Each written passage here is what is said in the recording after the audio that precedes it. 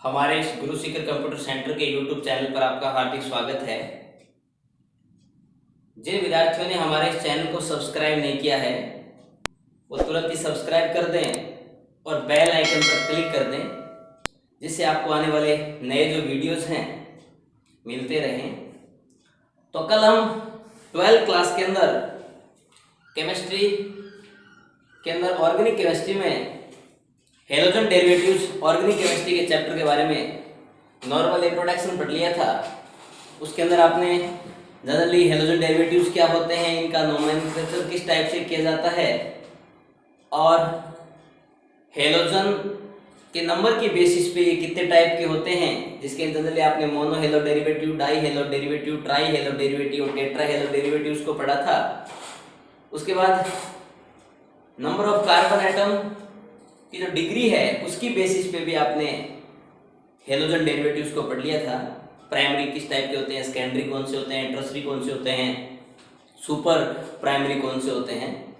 उसके बाद हमने alkyl halide, allylic halide, vinylic halide, benzylic halides और एरिल हैलाइड को भी पढ़ लिया था। आज की हमारी हेडिंग रहेगी nature of CX bond, nature of CX bond, यानी कार्बन और हेलोजन के बीच में जिस बॉन्ड का फॉर्मेशन हुआ था उस बॉन्ड की नेचर किस टाइप की है।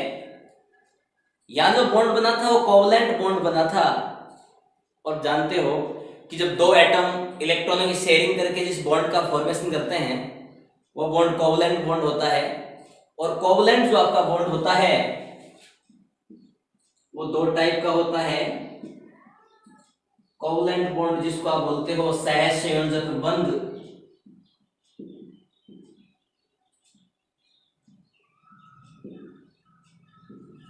सहसंयोजक बंध जो दो प्रकार का होता है। एक आपका होता है पोलर कोवलेंट बॉन्ड, जिसको आप बोलते हो ध्रुवीय सहसंयोजक बंध। और एक आपका होता है नॉन पोलर कोवलेंट बॉन्ड,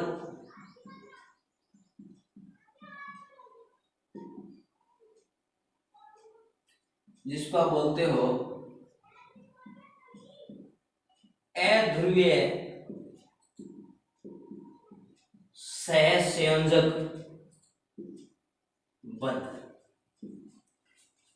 तो हमें यह देखना है कि कार्बन और हेलोजन, जैसे कार्बन से फ्लोरीन जुड़ा हो या फिर क्लोरीन जुड़ा हो या फिर ब्रोमीन जुड़ा हुआ हो या फिर आयोडीन जुड़ा हुआ हो, ये जो बॉन्ड है ये कोवलेंट तो है क्योंकि इलेक्ट्रॉन की शेयरिंग से बॉन्ड का फॉर्मेशन हुआ है, इट मींस कोवलेंट बॉन्ड तो है। लेकिन ये जो कोवलेंट बॉन्ड है वो पोलर कोवलेंट बॉन्ड है या फिर नॉन पोलर कोवलेंट बॉन्ड है, ध्रुवीय सहसंयोजक बंध है या अध्रुवीय सहसंयोजक बंध है। इसके लिए हमें कुछ जानना है। इसमें नॉन पोलर जो आपका कोवलेंट बॉन्ड होता है, जब दो एटम इलेक्ट्रॉन की शेयरिंग करते हैं तो कोवलेंट बॉन्ड का फॉर्मेशन होता है। और इलेक्ट्रॉन की शेयरिंग करने वाले दोनों एटम सेम हो या फिर अप्रोक्सीमेटली सेम इलेक्ट्रोनेगेटिविटी के हों, उनके बीच का जो बॉन्ड होता है वो होता है नॉन पोलर कोवलेंट बॉन्ड, क्योंकि उन दोनों एटम के एक एक इलेक्ट्रॉन की शेयरिंग से जिस बॉन्ड का फॉर्मेशन हुआ है उन दोनों इलेक्ट्रॉनों पर दोनों एटम का समान अधिकार होता है। इसलिए वो इलेक्ट्रॉन कोई सा भी एटम अपनी साइड अट्रैक्ट नहीं करता है।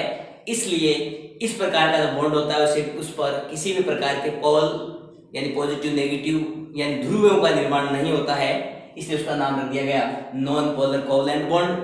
और पोलर कोवलेंट बॉन्ड वे होते हैं जिनके अंदर डिफरेंट इलेक्ट्रोनेगेटिविटी के एटम इलेक्ट्रॉनों की शेयरिंग करके बॉन्ड का फॉर्मेशन करते हैं।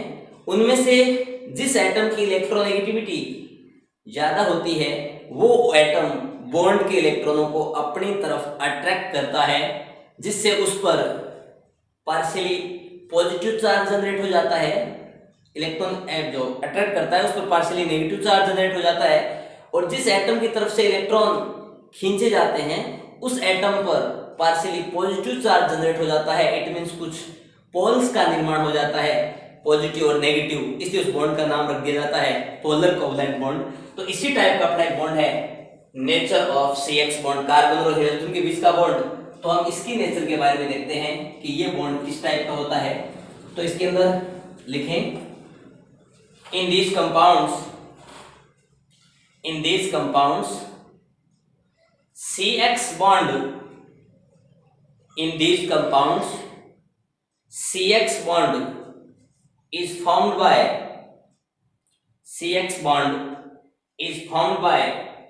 the overlapping of sp3 hybrid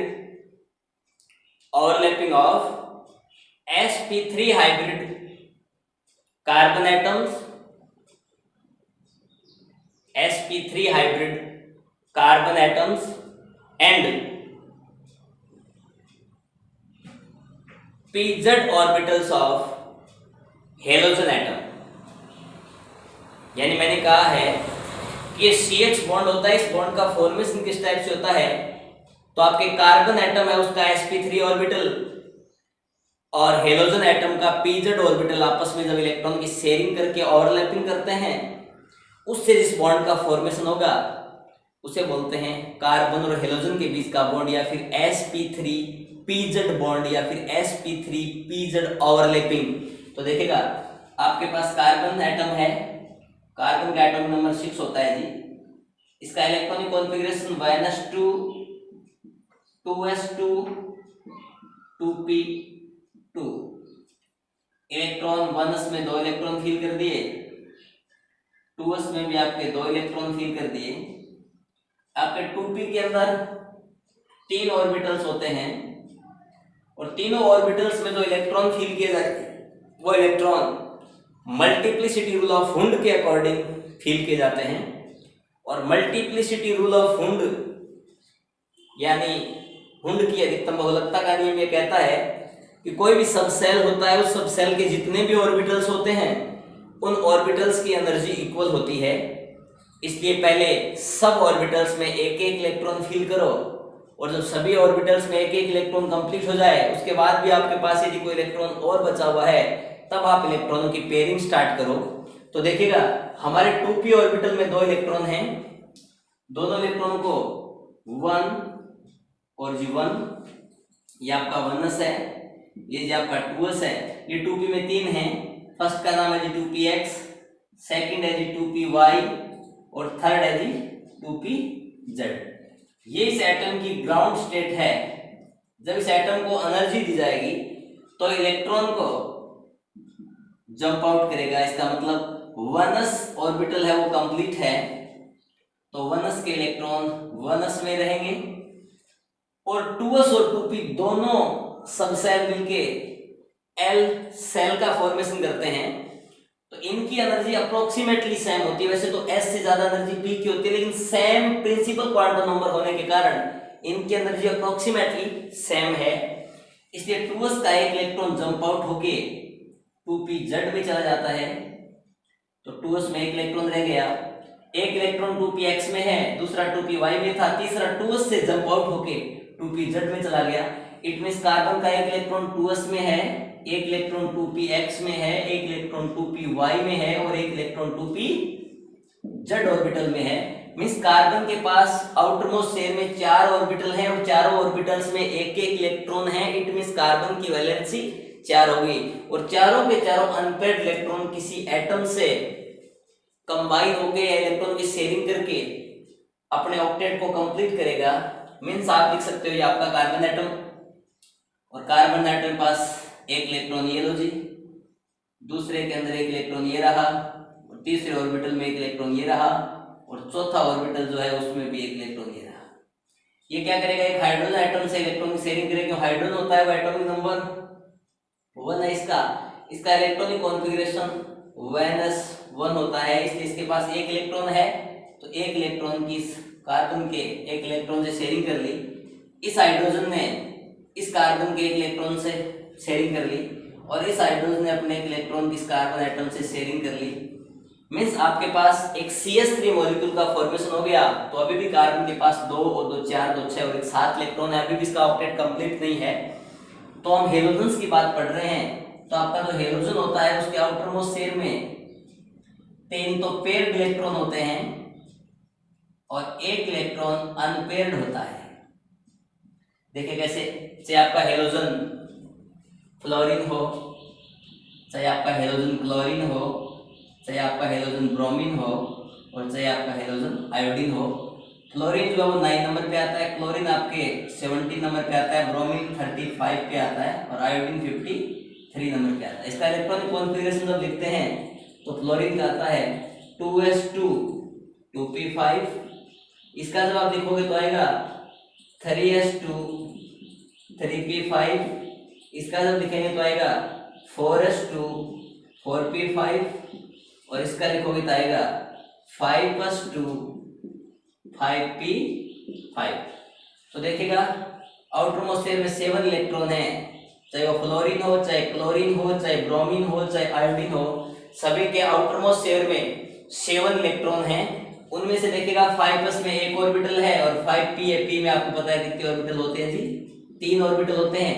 5s में 2 इलेक्ट्रॉन फिल कर दिए, 5p में 5 इलेक्ट्रॉन है according to multiplicity rule of Hund 1 2 3 4 और 5। तो देखिएगा 2 और 2 4 और 2 6 इलेक्ट्रॉन तो लोन पेयर की फॉर्म में है और एक इलेक्ट्रॉन है वो अनपेयर्ड इलेक्ट्रॉन है। तो देखिएगा हेलोजन को मैंने x से डिनोट कर दिया, ये लो जी, ये लो और ये लो, इसके पास भी एक इलेक्ट्रॉन है, तो ये इलेक्ट्रॉन आपस में क्या करेंगे, शेयरिंग करेंगे। तो यहाँ एक बॉन्ड का फॉर्मेशन होगा कार्बन और हेलोजन के बीच का बॉन्ड। तो हम यही पढ़ रहे हैं नेचर ऑफ CX बॉन्ड। तो इस प्रकार से कार्बन और हेलोजन के बीच एक बॉन्ड का फॉर्मेशन होता है। सपोज हम हेलोजन को क्लोरीन मान लें तो हम कह सकते हैं कि sp3 हाइब्रिड कार्बन का जो ऑर्बिटल है वो क्लोरीन के 3pz ऑर्बिटल से इलेक्ट्रॉन की शेयरिंग करेगा। तो देखिए कार्बन के पास एक हाइड्रोजन एटम, इधर भी हाइड्रोजन एटम और ये लो जी हाइड्रोजन एटम, इधर आपका क्लोरीन आ गया। तो इस प्रकार से हमारे पास ये कार्बन और क्लोरीन बॉन्ड का फॉर्मेशन हो गया। अब देखिएगा कार्बन और क्लोरीन दोनों जो हैं उनमें इलेक्ट्रोनेगेटिविटी जो है वो क्लोरीन की ज्यादा होती है कंपेयर टू कार्बन के, और कार्बन और क्लोरीन में से क्लोरीन की इलेक्ट्रोनेगेटिविटी कार्बन से ज्यादा है, इसलिए कार्बन और क्लोरीन के बीच के जो बॉन्ड के इलेक्ट्रॉन हैं वो क्लोरीन अपनी तरफ अट्रैक्ट करेगा, जिससे क्लोरीन पर पार्शियल नेगेटिव चार्ज जनरेट होगा क्योंकि क्लोरीन के पास इलेक्ट्रॉन डेंसिटी इंक्रीज हो जाएगी, और कार्बन की साइड से इलेक्ट्रॉन क्लोरीन की तरफ जाएंगे तो कार्बन पर पार्शियल पॉजिटिव चार्ज जनरेट हो जाएगा। मींस कार्बन पे एक पॉजिटिव पोल जनरेट हो गया, क्लोरीन पे एक नेगेटिव पोल जनरेट हो गया। इट मींस ये जो कंपाउंड है ये पोलर बन गया। मींस इस बॉन्ड का नाम हो गया पोलर कोवलेंट बॉन्ड। किस टाइप का बॉन्ड भाई? पोलर कोवलेंट बॉन्ड, जिसको हम बोलते हैं ध्रुवीय सहसंयोजक बंध। तो आप इसमें लिख सकते हो although CX bond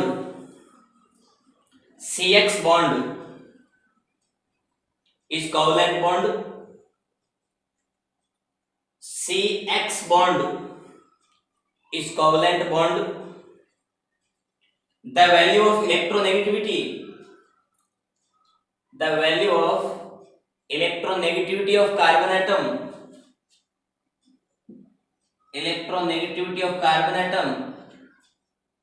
is 2.5 and electronegativity of halogen atom, for example chlorine atom, is 3.4। तो कार्बन और क्लोरीन दोनों में से क्लोरीन की इलेक्ट्रोनेगेटिविटी कार्बन की इलेक्ट्रोनेगेटिविटी से ज्यादा होती है। तो हम ये भी बोल सकते हैं although CX bond is covalent bond, its value of electronegativity of carbon atom is less than the electronegativity of chlorine atom. Therefore therefore because of the difference in electronegativities, therefore because of the difference in electronegativities, CX bond is polar bond, CX bond is polar bond. In this way carbon atom, in this way carbon atom bears a positive charge, carbon atom bears a positive charge and halogen atom bears a negative charge, तो मैंने ये कहा कि carbon और halogen की electronegativity में difference है। Halogen की इलेक्ट्रोनेगेटिविटी कार्बन की इलेक्ट्रोनेगेटिविटी से ज्यादा है, इसलिए हेलोजन बॉन्ड के इलेक्ट्रॉन को अपनी तरफ अब्स्ट्रैक्ट करेगा, जिससे हेलोजन एटम पे पार्शियल नेगेटिव चार्ज जनरेट हो जाएगा और कार्बन एटम पे पार्शियल पॉजिटिव चार्ज जनरेट हो जाएगा। और हमने एग्जांपल लिया कार्बन और क्लोरीन के बीच के बॉन्ड का, तो electronegativity of carbon atom 2.5 less than the electronegativity of chlorine atom 3.4। यानी कार्बन एटम की इलेक्ट्रोनेगेटिविटी क्लोरीन एटम से इलेक्ट्रोनेगेटिविटी की तुलना में कम होती है, इसलिए क्लोरीन है इलेक्ट्रोनेगेटिविटी क्या है, दो एटम के बीच में जो इलेक्ट्रॉन्स हैं उन इलेक्ट्रॉन को अपनी तरफ अब्स्ट्रैक्ट करने की जो पावर है वो इलेक्ट्रोनेगेटिविटी है। तो ये आपका है नेचर ऑफ CX बॉन्ड। अब देखिएगा CX बॉन्ड की जो नेचर है वो डिपेंड किस पे करती है, इलेक्ट्रोनेगेटिविटी पे। तो आप लिख सकते हो इलेक्ट्रोनेगेटिविटी डायरेक्टली प्रोपोर्शनल टू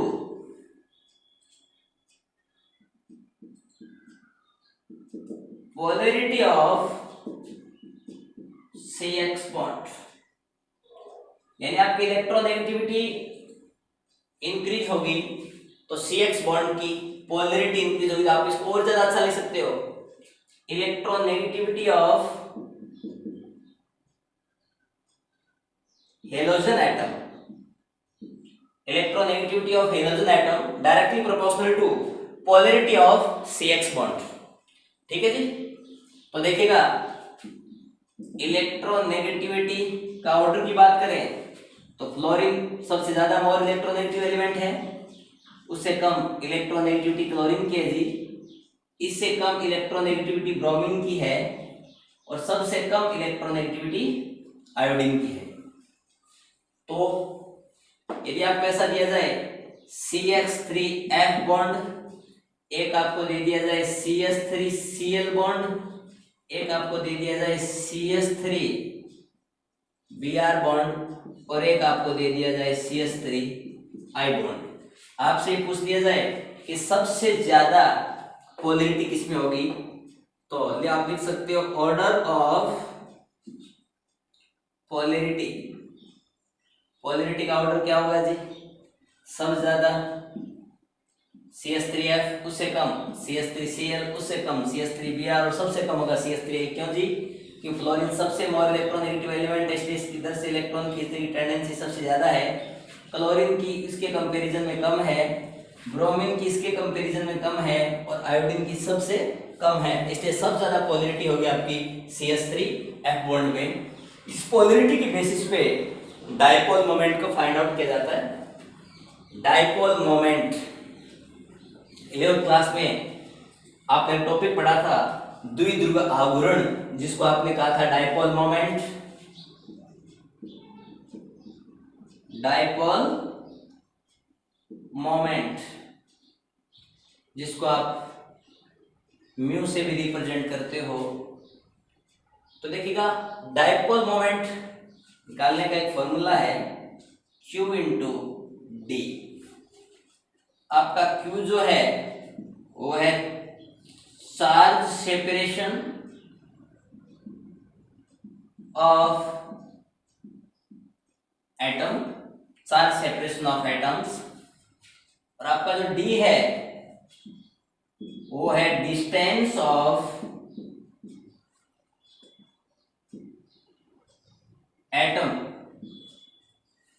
तो देखिएगा, सपोज आपके पास एक एटम ये है और दूसरा एटम आपके पास ये है, इन दोनों के न्यूक्लियस के बीच की डिस्टेंस है, उसी से ही फाइंड आउट किया जाता है आपका डाइपोल मोमेंट।